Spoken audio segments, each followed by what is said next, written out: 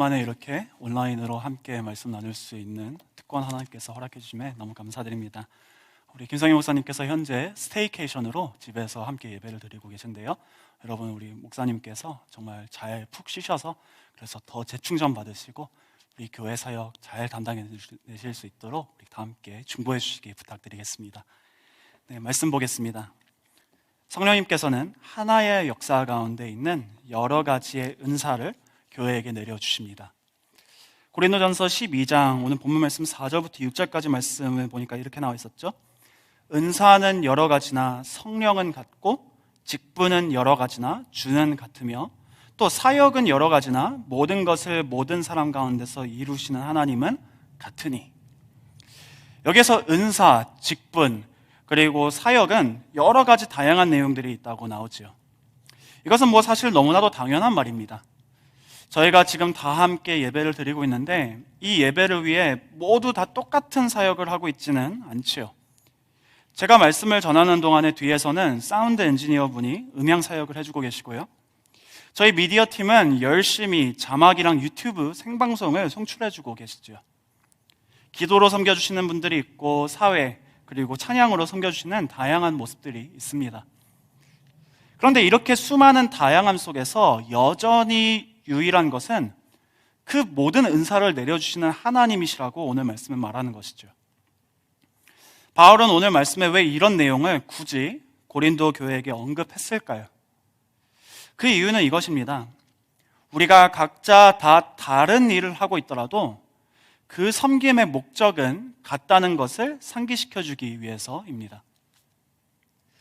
오늘 설교 제목을 하나의 역사에서 여러 가지의 은사로라고 지어봤는데요. 본문 말씀의 포인트는 이것입니다. 한 가지의 같은 목적과 사명을 위해 여러 가지의 다른 모습과 사역들이 주어진다. 많은 때 우리는 이렇게 생각합니다. 한 가지의 이유 때문에 여러 가지의 다른 모습을 지닌 사람들이 모이게 되었다. 굉장히 성경적이고 맞는 말입니다. 태어난 곳이 다르고 성향이 다른 수많은 사람들이 한 가지의 목적, 예수님이라는 이유 하나만으로 이곳에 같이 온라인 플랫폼으로 그리고 이 성전 안에 모이게 되었죠. 하나님은 이렇게 다른 우리를 하나로 부르셨습니다. 그런데 그 반대의 경우도 우리는 생각해 봐야 합니다.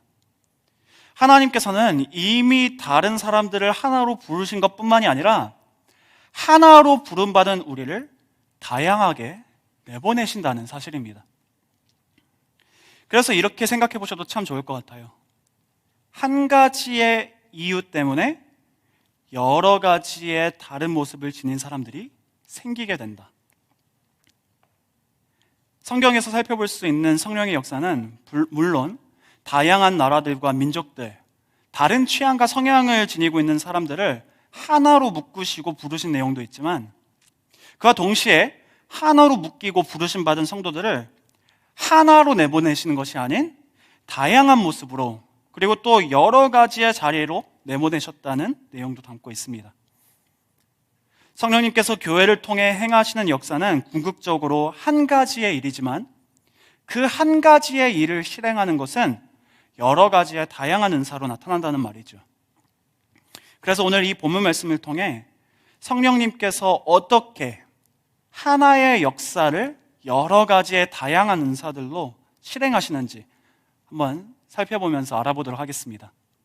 첫 번째 포인트로 성령의 역사는 단 한 가지 일입니다.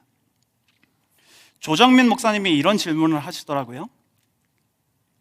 신앙을 갖고 있다는 것과 신앙이 없다는 것의 차이는 무엇일까요?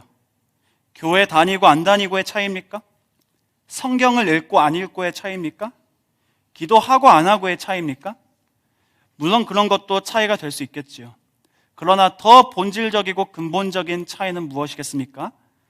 신앙을 가지고 있다는 것은 더 이상 인생의 얘기가 내 얘기가 아니라는 것을 인정하는 것입니다.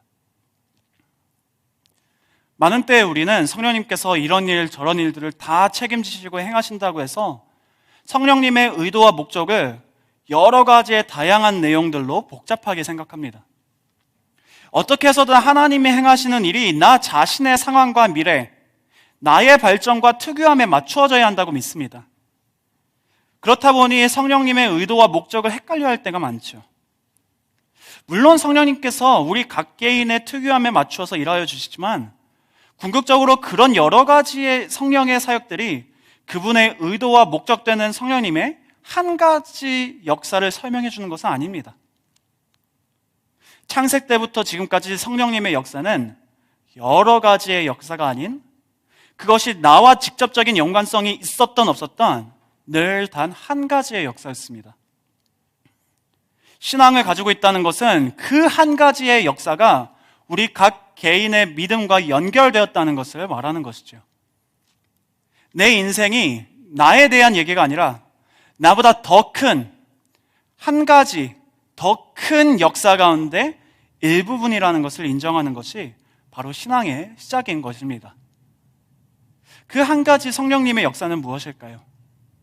성령님의 유일한 역사는 복음의 일입니다. 고린도전서 12장 3절, 오늘 본문 말씀의 3절 말씀 다 함께 보겠습니다.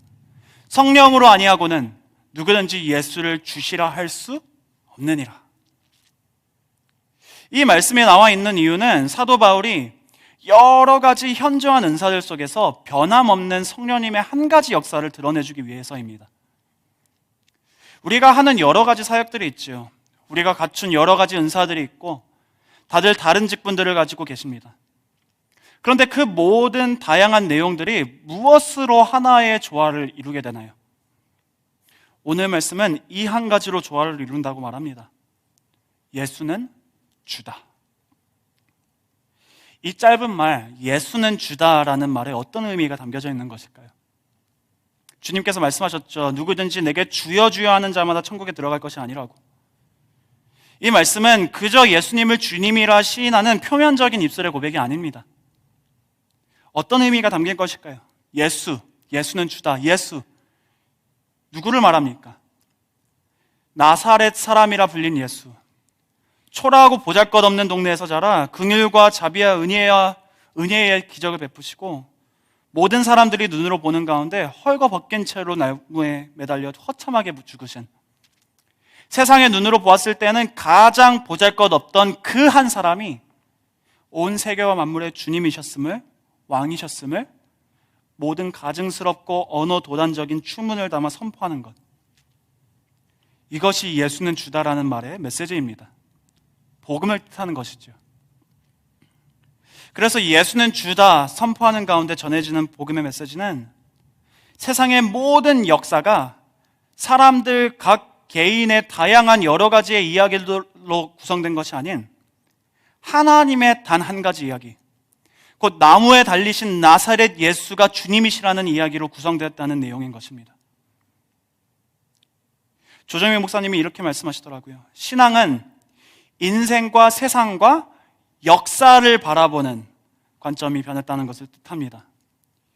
인생과 역사의 주인이 내가 아니라 하나님이라는 것을 발견하고 인정하는 게 신앙입니다. 그래서 우리의 다양한 은사들은 궁극적으로 성령의 단 한 가지 역사, 곧 복음으로 말미암아 조화를 이룹니다. 우리가 하는 다양한 사역 속에 여러 가지 다양한 목적들이 공존할 수 없는 것이에요. 궁극적으로 예수가 주님이심을 인정하고 선포하는 성령님의 역사 가운데 우리의 다양한 은사들이 사용되는 것입니다. 제가 큰빛교회에 온 지 어느덧 이제 3년이 되었는데요. 대학부 사역을 하면서 이런 공부 저런 공부를 하는 분들을 많이 만나게 되었어요. 그러면서 느낀 게 사람은 정말로 많이 다르구나 였습니다. 모두가 다 진로가 다르고 삶의 방향이나 전문 분야가 다르고 꿈이 다르고 인생의 비전이나 소명이 다르다는 것을 머리로 배우는 게 아니라 피부적으로 같이 삶으로 느끼고 체험할 수 있었어요. 저에게는 굉장히 큰 특권이고 축복이었죠.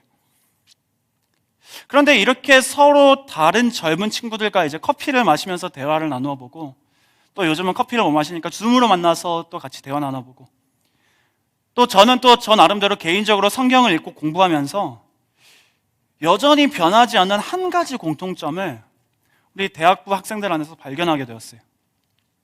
그게 무엇이었냐 하면 어떤 소명이 되었던, 어떤 전문 분야가 되었던, 어떤 부르심이 되었던, 어떤 꿈이 되었던 궁극적으로 변하지 않는 우리 모두의 사명은 예수는 주님이시다, 우리의 삶으로 선포하는 복음의 사명이라는 것이었어요.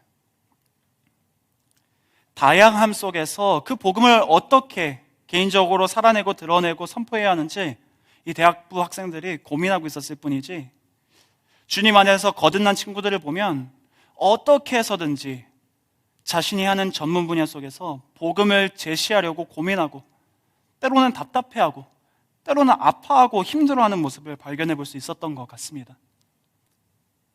결국 우리 모두에게 똑같이 주어지는 단 한 가지 성령의 역사는 복음의 일이라는 사실입니다. 우리의 다양함 속에서 여전히 발견할 수 있는 유일한 공통점은 복음이라는 사실이고, 이것이 우리의 가장 주된 사명이라는 것이에요. 그래서 저희 큰빛교회 다운타운 대학부 사역을 이런 비전을 품고 우리 대학부 초원지기 목자님들과 이루어 나가고 있습니다.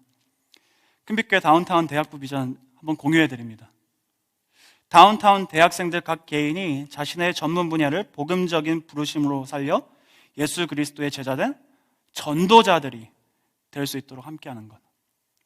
이 전도자가 되는 것이 우리 모든 대학부 학생들의 한 가지 공통되는 일이라는 것이에요. 전문 분야는 다 달라도, 부르심은 다 달라도, 전문 분야도 특정한 부르심도 다 다를 수 있지만 우리 모두에게 주어진 공통된 사명은 성령님의 한 가지 역사, 곧 예수님은 주님이시다 선포하는 전도자의 역할입니다. 그래서 우리 큰빛교회 성도님들은 모든 다양한 일들을 하시면서 우리가 현재 참여하고 있는 성령님의 단 한 가지 역사가 무엇인지 늘 기억하시기 바랍니다. 창세 때부터 지금까지 현저했던 성령님의 단 한 가지 역사는 예수는 주다, 세상과 사람들 앞에 선포하는 복음의 일입니다. 성령의 역사는 단 한 가지의 일이지만 두 번째 포인트로 성령의 역사는 또 은사는 여러 가지의 일입니다. 오늘 본문 말씀 8절부터 10절까지 말씀 한번 보겠습니다. 이렇게 나와 있죠. 어떤 사람에게는 성령으로 말미암아 지혜의 말씀을, 어떤 사람에게는 같은 성령을 따라 지식의 말씀을, 다른 사람에게는 같은 성령으로 믿음을, 어떤 사람에게는 한 성령으로 병 고치는 은사를, 어떤 사람에게는 능력 행함을, 어떤 사람에게는 예언함을, 어떤 사람에게는 영들 분별함을, 다른 사람들에게는 각종 방언 말함을, 어떤 사람에게는 방언들 통역함을 주시나니. 이미 우리가 말하지 않아도 아는 내용입니다. 우리는 모두가 다르고 주어진 역할도 다르고 달란트나 은사도 다 다릅니다. 한 가지의 은사, 한 가지의 사역만 존재하는 것이 아니고 한 가지 성령의 역사, 복음의 일을 위해 여러 가지의 은사들과 직분들 그리고 사역들이 존재합니다. 그런데 여기에서 우리가 질문해 봤으면 하는 포인트는 왜 하나님께서 이렇게 우리를 다르게 하셨는가예요. 오늘 이 말씀은 우리의 다양한 은사들과 다름이 죄가 아니고 오히려 의도적으로 우리 모두에게 주어졌다고 말합니다. 한 가지 역사를 이루기 위해 다 똑같이 우리를 창조해 주시고 똑같은 부르심, 똑같은 은사들을 내려주시지 왜 굳이 복잡하게 여러 가지 다양한 성령의 은사들을 주님께서는 우리에게 내려주신 것일까요? 그 이유는 다양한 은사들은 유익하기 위해 주어졌기 때문입니다. 오늘 본문 말씀 7절 읽어보겠습니다. 이렇게 나와 있죠. 각 사람에게 성령을 나타내심은 유익하게 하려 하심이라. 이 말씀 뒤로 7절 말씀인데 8절부터 아까 저희가 길게 읽은 여러 가지의 성령의 은사들을 바울이 나열하게 되는 것이에요. 이렇게 여러 가지의 다양한 성령의 은사들을 유익을 위해 각 사람에게 내려주셨다고 말하는 것입니다. 우리의 다양함과 특유함은 실수가 아닙니다. 어떤 코인시던스가 아니에요. 우리의 다양함과 특유함은 유익을 위해 하나님께서 의도적으로 각 개인에게 베푸신 은사들입니다. 여러분, 구약과 신약의 차이점이 무엇일까요? 구약에서는 하나님께서 성령의 은사들을 오직 특정한 사람들에게만 때에 따라 내려주셨습니다. 하나님의 말씀도 꼭 선지자들의 입술을 통하여 선포되었죠. 사무엘상 말씀을 보시면 여호와의 말씀이 희귀하여 이상이 흔히 보이지 않았더라라고도 나옵니다. 그런데 신약에 들어서서는 어떠합니까? 사도행전 2장 17절부터 18절까지 말씀, 하나님이 말씀하시기를 말세에 내가 내 영을 어떤 한 특정한 사람에게? 아니죠. 모든 육체에 부어주리니 너희의 자녀들은 예언할 것이요 너희의 젊은이들은 환상을 보고 너희의 늙은이들은 꿈을 꾸리라. 그때 내가 내 영을 내 남종과 여종들에게 부어주리니 그들이 예언할 것이요. 이 말씀의 포인트가 무엇입니까? 젊은이들은 환상을 봐야 되고 꿈은 꾸지 말아야 된다, 이런 내용일까요? 아닙니다. 포인트는 이것이에요. 전에는, 구약시대 때는 하나님께서 성령을 오직 특정한 사람들에게만, 몇몇 안 되는 소수의 사람들에게만 내려주셨는데, 신약에 들어서서는 그 성령을 모든 육체에게 부어주시겠다는 약속이에요. 자녀들이나 청년들이나 늙은이나 남종이나 여종이나 누가 되었던 간에 모두에게 성령을 부어주신다는 약속입니다. 그것이 이 말씀의 포인트예요. 하나님께서 그런데 왜 갑자기 이렇게 하십니까? 오직 특정한 선지자들의 입으로 예언되던 복음의 말씀이 이제는 모든 사람들의 입을 통해 폭발되게 되기 위해서입니다. 결국 무슨 말입니까? 몇몇의 특정한 선지자들의 입술로 선포된 성령님의 한 가지 역사가 이제는 다양한 여러 가지 은사를 통해 모든 사람들을 통해 번창하게 되었다는 말입니다. 그 여러 가지 은사들을 통해. 그래서 신약에 들어서서 사도행전 말씀에 하나님의 말씀은 흥왕하여 더하더라 라고 나와 있죠. 성령의 하나의 역사가, 그 성령의 하나의 역사에 유익이 되기 위해 다양한 여러 가지의 은사들이 성도들에게 주어졌다는 말입니다. 결국 복음 사역의 효율성을 위해 하나님께서는 그 모든 육체에 그분의 성령을 부어주셨고, 그로 말미암아 이런저런 여러 가지 은사들을 의도적으로 베풀어 주신 것입니다. 그런데 문제는, 오늘 말씀에서 살펴볼 수 있는 문제는요, 이 고린도 교회가 이 다양한 여러 가지의 은사들을 효율성 있게 사용하지 못했다는 사실이에요. 성령의 한 가지 역사, 복음의 역사의 유익과 효율성을 위해 하나님께서는 고린도 교회에게 다양한 은사들을 허락하셨는데, 그 다름을 효율성 있게 다루지 못하고 오히려 그 다름으로 인해 서로 물고 뜯고 싸우게 됩니다. 그래서 이 고린도전서 전체를 읽어보시면 쓰여진 테마와 이유가 그렇습니다. 여러 가지의 다양한 은사들은 한 가지 복음의 역사의 유익을 위해 주어졌는데, 이 고린도 교회는 계속 서로 물고 뜯음으로 효율적으로 그 여러 가지 은사들을 사용하지 못한 것이죠. 현대교회에서도 마찬가지입니다. 하나님께서는 우리 모두에게 각자 다른 은사들을 복음 사역의 효율성을 위해 부어주셨는데, 우리는 이 다양한 은사들을 유익하게 사용하지 못하고 오히려 이런 것들로 인해 더 싸웁니다. 서로 다르다고, 이해되지 않는다고. 서로 다름으로 인해 하나님의 의도와는 벗어나서 오히려 더 본질적인 복음 사역에 방해가 되게 되죠. 하지만 우리에게 주어진 이런 다양한 은사들은 복음 사역의 효율성을 위해 주어졌습니다. 서로 싸우라고 주어진 게 아니에요. 이게 옳다 저게 옳다, 그게 아니에요. 우리가 이 다양한 부분들을 잘만 사용한다면 하나님께서 애당초에 우리에게 여러 가지 은사들을 주신 뜻과 의도대로 복음 사역에 굉장한 유익이 될 수 있습니다. 이것이 하나님의 의도셨고요. 그런데 그러기 위해서는 이 다양한 우리의 은사들을 우리가 잘 사용해야겠죠. 그래서 이 다양한 은사들을 효율적으로 잘 실현할 수 있기 위해 세 가지 프랙티컬한 내용들을 가지고 와봤습니다. 첫째로 practicality number 1, 효율성을 위해서는 소통이 중요합니다. 고린도전서를 쭉 읽어보시면 나중에 우리의 이런 다른 은사들을 몸과 지체로 비유해서 이 바울이 설명하는 것을 볼 수 있어요. 한번 읽어볼까요? 이렇게 다 있죠. 고린도전서 12장 25절부터 26절, 몸 가운데서 분쟁이 없고 오직 여러 지체가 서로 같이 돌보게 하셨느니라. 만일 한 지체가 고통을 받으면 모든 지체가 함께 고통을 받고 한 지체가 영광을 얻으면 모든 지체가 함께 즐거워하느니라. 여기에서 보니까 한 지체가 고통을 받으면 모든 지체가 함께 고통을 받고 한 지체가 영광을 얻으면 모든 지체가 함께 즐거워한다고 나오죠. 그런데 만약 어떤 한 지체가 고통을 받고 있는데 다른 지체들과의 신경줄이 끊어져 있다고 생각해 보십시오. 그럼 어떻게 될까요? 반대로 어느 한 지체가 마사지를 시원하게 받고 있는데 다른 지체들과의 신경줄이 끊어져 있다면 어떻게 될까요? 다 함께 고생을 하고 수고를 했어도 지체들 간의 소통이 없다면 효율적인 복음 사역을 온전히 이루어낼 수 없습니다. 어느 한 지체가 아픈데 그 아픔이 다른 지체들에게 소통되지 않는다면 결국에는 잘라져 나가게 될 수도 있는 것이죠.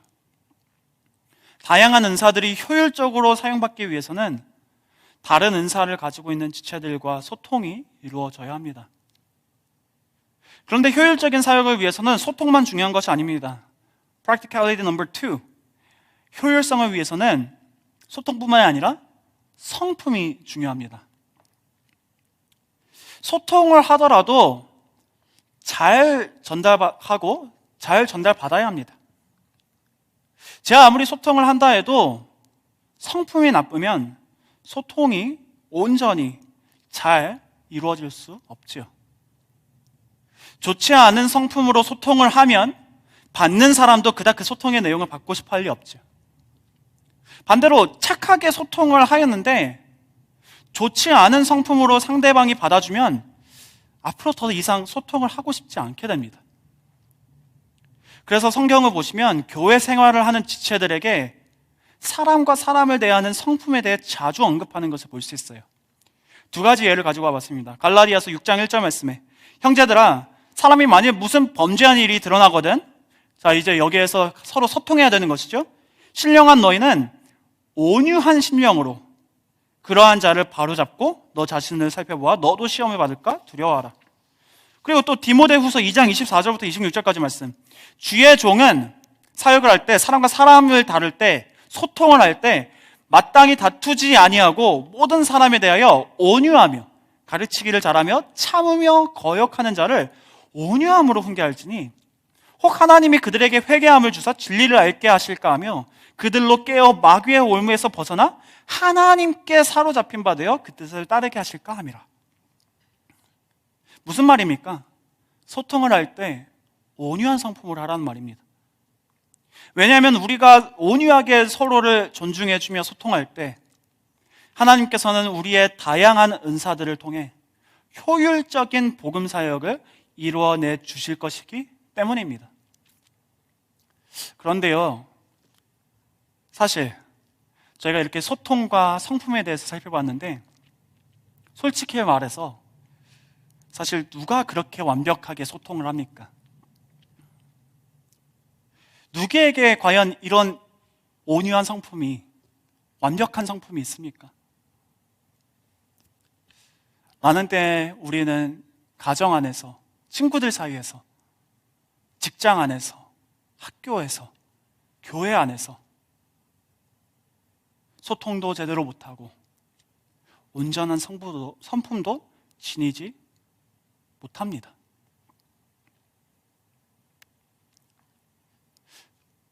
그래서 말인데요, 이 소통보다 그리고 이러한 온유한 성품보다 더 중요한 실현적인 내용이 있습니다. 그게 무엇일까요? 마지막 practicality number 3, 효율성을 위해서는 사랑이 중요합니다. 소통이 좀 부족해도 성품이 좀 모자라도 사랑이 있으면 충분합니다. 고린도전서 12장 31절 말씀에 바울이 이렇게 말하지요. 너희는 더욱 큰 은사를 사모하라. 내가 또한 가장 좋은 길을 너희에게 보이리라. 여기에서 말하는 가장 좋은 길은 무엇일까요? 지금 가장 좋은 길을 보여주겠다고 말하는데 바울은 다양한 은사들 가운데 효율성을 위해 가장 중요한 것은 소통보다 성품보다 바로 이 고린도전서 12장 31절 바로 다음 구절에 그것이 바로 사랑이라고 고백합니다. 사랑은 무엇일까요? 고린도전서 13장 4절부터 7절까지 우리가 너무나 잘 아는 말씀이죠. 사랑은 오래 참고, 사랑은 온유하며, 시기하지 아니하며, 사랑은 자랑하지 아니하며, 교만하지 아니하며, 무례히 행하지 아니하며, 자기의 유익을 구하지 아니하며, 성내지 아니하며, 악한 것을 생각하지 아니하며, 불의를 기뻐하지 아니하며, 진리와 함께 기뻐하고, 모든 것을 참으며, 모든 것을 믿으며, 모든 것을 바라며, 모든 것을 견디느니라. 저는 이 말씀만 보면은 저랑 제 와이프랑 연애하던 게 그렇게 생각이 나요. 소통도 잘 안 될 때도 있었고요. 그러므로 서로 오해할 때도 있었고요. 성품이 너무나도 못 나가지고 제가 그래서 계속해서 상처 주게 될 때도 있었고요. 하지만 지난 연애할 때도 그렇고 결혼하고 나선 더더군다나 이 말씀으로 연애하고 이 말씀으로 결혼 생활 아직까지 하고 있는 것 같습니다. 여러분, 소통이 중요하지 않다는 게 아닙니다. 성품이 중요하지 않다는 것도 아니에요. 둘 다 너무나도 중요합니다. 우리 모두가 효율적인 복음 사역을 위해서는 계속해서 발전해 나아가야 하는 부분들입니다. 이 소통과 성품은. 하지만 이 두 가지 내용보다 더 궁극적으로 효율적인 복음 사역을 위해 중요한 내용은 바로 사랑이라는 거지. 중요한 것이 오직 소통뿐이고 성품뿐이면 누가 교회에 남을 수 있겠습니까? 누가 온전한 가정생활을 지켜낼 수 있겠습니까? 하지만 우리에게 사랑이 있다면 비록 가끔 소통이 잘 안 되었어도 성품이 좀 모자랐어도 여전히 용서하고 받아주고 다시 한 번 더 시도해보고 발전해 나아갈 수 있는 것이에요. 그리고 그럴 수 있는 기회도 생기는 것이죠. 왜냐하면 사랑하니까요.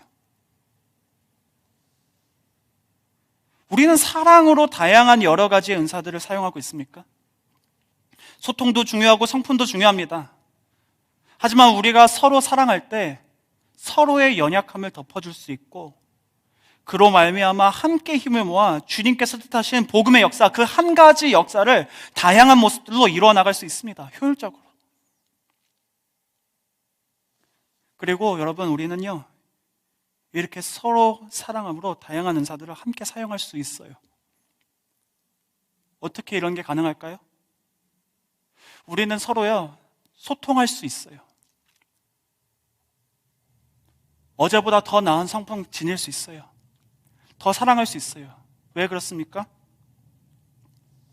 우리 주님께서 먼저 우리에게 하나님의 뜻을 소통해 주셨거든요.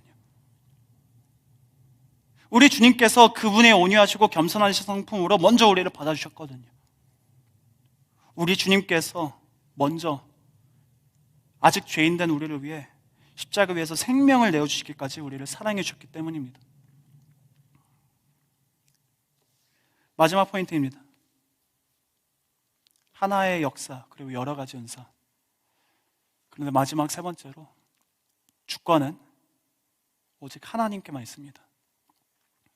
하나님의 하나의 역사에 대한 주권도 하나님께 있고요. 이 여러 가지 은사의 베품에 있어서도 그 주권은 오직 하나님께 있습니다. 고린도전서 아까 저희가 읽은 말씀인데요. 12장 3절 말씀이 헬라어로 이렇게 쓰여져 있더라고요. 오데이스 두나타이 에이페인 끼리오스 예수스 에이멘 앤 뉴마타이 하기요. 이게 두나타이라고 되어 있거든요. 여기에 나오는 이 두나타이라는 단어가 영어로는 powerful, 능하다, 강하다라는 의미를 가지고 있습니다. 이 말씀이 한글 번역으로는 예수를 주시라 할 수 없다로 나와 있죠. 3절 말씀에. 그런데 헬라어 문자 그대로 번역하면 이 말씀 구절이 뭐라고 말하는 거냐면 이렇게 나와 있는 거예요. 성령이 없이는 예수를 주시라 말할 능력이 없다. 예수를 주시라 말할 만큼 강하지 못하다.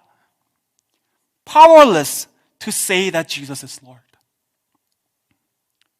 저희가 성령의 유일한 역사는 오직 복음 사역이라고 말했습니다. 예수님이 주님이시라고 선포하는 사역이 우리 모두가 추구하는 사역입니다. 그래서 우리가 지금 계속해서 사형리 전하고 있는 것이고 사형리 훈련 받고 있지 않습니까? 그런데 오늘 말씀은 그 누구도 성령님 없이는 복음 사역을 행할 수 있기는커녕 받아들일 수 있는 능력조차 없다고 말합니다. We are powerless to even believe in the gospel. 그래서 전도의 결과는 오직 하나님께만 있습니다. 그래서 기도해야 합니다. 우리가 주님 한 영혼을 우리에게 보내주시옵소서 먼저 기도했잖아요. 그렇게 중요한 것이에요. 왜냐? 우리가 아무리 사역리를 잘 전해도요, 성령께서 일하지 않으시면 그 복음을 그 상대방이 받아들일 수가 없어요. 그게 성경적입니다, 여러분. 많은 때에 우리는 전도의 결과가 하나님께 있다는 이 지식을 실패하는 사역들에 대한 위안으로 사용합니다. 물론 맞는 말이에요. 예수님도 전도하였는데 받아들이지 않는 도시가 있으면 발에 먼지를 떨어버리라고 명령하셨습니다. 예수님도 전도를 하셨는데 예수님의 메시지를 받아들이기는커녕 오히려 예수님 십자가에 못 박은 사람들도, 거절한 사람들도 있었어요. 하지만 전도의 결과가 하나님께만 있다는 사실을 우리가 진정 알고 믿고 있는다면 이 지식을 실패한 전도 사역들에 대한 위안이 아닌 한 영혼의 마음을 돌이켜달라는 간청으로 바뀌지 않겠습니까? 여러분, 야고보서 2장 19절 말씀 이렇게 나와 있어요. 내가 하나님은 한 분이신 줄을 믿느냐? 잘하는도다. 귀신들도 믿고 떠느니라. 우리가 만약 전도의 결과가 하나님께만 있다는 사실을 그저 머릿속에만 알고 있다면 사실상 귀신들이랑 별 다른 차이가 없다는 것이네요. 귀신들도 전도의 결과가 오직 하나님께만 있다는 사실을 너무나도 잘 알고 있어요. 하지만 그들은 이 지식을 알므로 기도하는 자리까지 나아가지 못하지요. 만약 우리가 전도함에 있어서 기도하지 않는다면 사실상 우리는 전도의 결과가 오직 하나님께만 있음을 알지 못하는 것입니다. 알고 있다고 착각하는 거예요. 우리가 진정 전도의 결과가 오직 하나님께만 있음을 알고 있을 때 우리는 그 지식으로 말미암아 하나님께 그 한 영혼을 위해 기도하는 자리로 나아가게 됩니다. 그 한 영혼을 긍휼히 여기셔서 자비와 은혜를 베푸시고 마음을 돌이켜서 하나님을 알게 해달라고 간구하게 되죠. 성령님의 한 가지 역사, 그 복음 사역을 위해 기도하게 되는 것입니다. 여러분, 아까 전에 이 귀신 얘기가 나와서 그런데 예수님이 귀신들의 간구도 들어주신 거 기억나십니까? 누가복음 8장 32절 말씀에 마침 그곳에 많은 돼지떼가 산에서 먹고 있는지라 귀신들이 그 돼지에게로 들어가게 허락하심을 예수님께 간구했대요. 근데 예수님이 어떻게 하시나요? 이에 허락하시니. 어찌 보면 이 귀신들도 예수님의 이런 자비하신 성품을 알고 있던 것 같아요. 예수님은 너무 선하시고 자비가 넘치시는 분이시라 그분께 간구하면 제 아무리 자신들이 귀신이더라도 이 요구를 들어주시지 않을까, 귀신들이 생각해보지 않을까 질문해 봅니다. 하지만 어찌되었든 그런 예수님의 자비하신 성품을 이 귀신들은 이용해 먹죠. 돼지떼로 들어가게 해달라는 간구해놓고는 예수님이 허락하시니까 그 안에 들어가서 2,000마리나 되는 돼지떼를 모조리 다 몰살시켜버립니다. 그런데 여러분, 예수님이 이 귀신들이 2,000마리나 되는 돼지떼를 몰살시킬 것을 몰라서 그들에게 들어갈 수 있도록 허락하셨을까요? 예수님이 귀신들에게 당하신 것일까요? 허락해줬는데 그때 돼지들을 이렇게 다 몰살시키고 이런 말미암아서 이 빌리지에 있는 사람들이 다 두려움에 떨어서 오히려 복음을 받아들이지 않고 예수님 여기 있지 말아주세요. 좀 떠나주세요. 거부하게 될 거예요. 예수님이 이런 것들을 모르셔서 귀신들한테 당하신 걸까요? 예수님이 이용당하신 걸까요? 귀신들에게? 아니죠. 예수님은 왜 그 귀신들의 간구를, 귀신들인데, 마귀들인데 그 간구를 왜 들어주셨나요? 그 귀신 들린 한 사람 구원하시려고 들어주신 거예요. 복음을 위해서는, 이런 복음 사역을 위해서는, 구원의 사역, 귀신들이 간구하는 내용도 허락하신 우리 주님께서 하물며 당신의 자녀들이 사랑하는 이웃들을 위해 간구하는 중보기도 소리를 못 들으시겠습니까? 전도의 결과는 오직 주님께 있기 때문에 성령이 없이는 예수를 주시라 할 수 없기 때문에 우리는 하나님 앞에 더 바짝 엎드려 당신의 자비와 은혜를 구해야 하는 줄 믿습니다. 하나님의 주권에 달린 것은 전도의 결과뿐만이 아니에요. 그리고 두 번째로 은사 배분의 결정은 오직 하나님께만 있습니다. 그래서 기도해야 합니다. 고린도전서 12장 11절 오늘 본문 말씀 마지막 구절이었어요. 이렇게 나와 있죠. 이 모든 일은, 그러니까 이 다양한 모든 이런 여러 가지 은사들은 한 성령이 행하사 그의 뜻대로 각 사람에게 이렇게 여러 가지 다양한 은사들로 나누어 주시는 것이니라. 우리의 다양한 은사들을 배분해 주시는 분은 오직 하나님이십니다. 그런데 그러면 여기에서 그쳐야 합니까? 하나님께서 나에게 배분해 주신 것은 여기까지니까 여기에서 그냥 그쳐야지. 하나님께서 나에게 배분해 주신 은사의 양이 적으면 그냥 그러려니 하고 살면 되는 것일까요? 그게 유교에서 말하는 팔자와 다를 게 뭐가 있습니까? 자기는 5달란트, 2달란트 받지 못했다고 주인이 올 때까지 1달란트를 땅에 숨겨둔 종과 다를 게 뭐가 있습니까? 우리의 은사 배분의 결정은 오직 하나님께서 해주십니다. 그렇기 때문에 주님은 우리가 그분에게 더 큰 은사를 간구하기를 바라십니다. 여러분, 제게 아이들이 3명 있어요. 제 둘째랑 제 셋째는 너무 많이 먹어서 탈인데요. 제 첫째 아들 온유는 밥을 잘 먹질 않아요. 그래서 밥을 퍼줄 때 너무 많이 퍼주면 너무 이게 많이 남는 거죠. 그래가지고 이제 적은 양을 퍼줘요. 먹을 수 있을 정도의 양이 이 정도 되겠다고. 적은 양을 주고 혹시 더 먹고 싶어 하면은 그러면은 더 배고프다고 하면은 그럼 더 퍼주려고 그렇게 합니다. 그런데 제 아들이 온유가 제가 퍼준 밥을 다 먹고 좀 적었어요. 아직 배가 좀 고파요. 그래서 저한테 이제 밥을 달라고를 안 하는 거예요. 혼자 이렇게 생각했다고 쳐보세요. 오늘 내 밥의 양이 좀 적네? 아빠가 자신의 결정대로 나에게 퍼준 양의 밥이니까 이게 내 팔자인가 보다. 여기까지만 먹어야겠다. 제 아들이 이렇게 생각한다면 아버지로서 제 마음이 얼마나 아프겠습니까? 저는 제 아들 온유가요, 오늘 이 정도 먹었으면 내일은 이 정도 먹었으면 좋겠고 2끼씩 먹었으면 좋겠고요, 삼겹살 막 그냥 주워 먹었으면 좋겠고 많이 먹었으면 좋겠어요.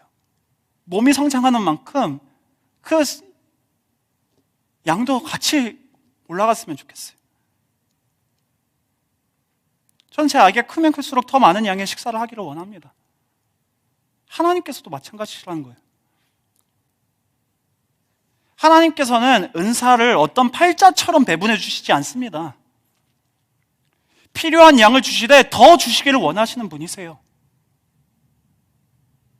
악한 저도 그렇게 제 아들에게 원하는데요, 하나님께서 하물며 하나님께서 그러시겠습니까? 오늘 이 정도 양의 은사를 배분해 주셨으면 그 다음 날에는 조금 더 큰 양의 은사로 우리가 성숙할수록 그에 마땅한 필요한 은사들과 달란트들, 능력과 지혜를 베풀기 기뻐하시는 분이십니다. 그래서 고린도전서 12장 31절 말씀에 이렇게 나와 있었죠. 너희는 더 큰 은사를 좀 사모하라. 좀 사모하라. 더욱더 큰 은사를.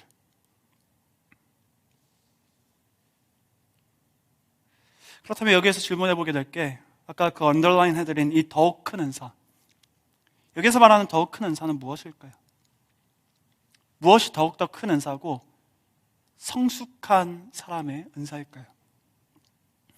고린도전서 14장 12절 말씀입니다. 이렇게 나와 있죠. 그러므로 너희도 영적인 것을 사모하는 자인즉 교회의 덕을 세우기 위하여 그것이 풍성하기를 구하라. 하나님께서 우리로 구하기를 바라시는 더욱 큰 은사는 더 이상 나 자신 하나만을 위한 은사가 아닌 남을 위한 은사, 곧 교회 공동체의 덕을 세우는 은사입니다. 하나님께서는 이렇게 우리들이 계속해서 책임감 있는 성숙의 자리로 성장하기를 바라시는 것이에요. 그리고 우리들이 필요한 만큼 그 책임감에 마땅한 은사들을 베풀기 기뻐하시는 분이세요. 그래서 야고보서 1장 5절 말씀에 하나님의 성품에 대해서 이렇게 설명하죠. 너희 중에 누구든지 지혜가 부족하거든 모든 사람에게 후히 주시고 꾸짖지 아니하시는 하나님께 구하라. 그리하면 그가 너에게 주시리라. 우리가 복음 사역을 위해 필요한 은사들이 너무나도 많습니다. 저도 이제 3월이 되면서 사역을 처음 시작한 지 이제 7년이 딱 만 7년이 되었거든요. 이 복음 사역을 위해서요, 너무 부족함을 많이 느껴요. 아직도 너무 필요한 은사들이 너무 많아요. 저 혼자 신앙 지키려고 필요한 은사들도 필요할 뿐더러 저 자신뿐만 아니라 제 가정과 제 교회를 세우기 위해서 필요한 은사들이 얼마나 많은지 몰라요.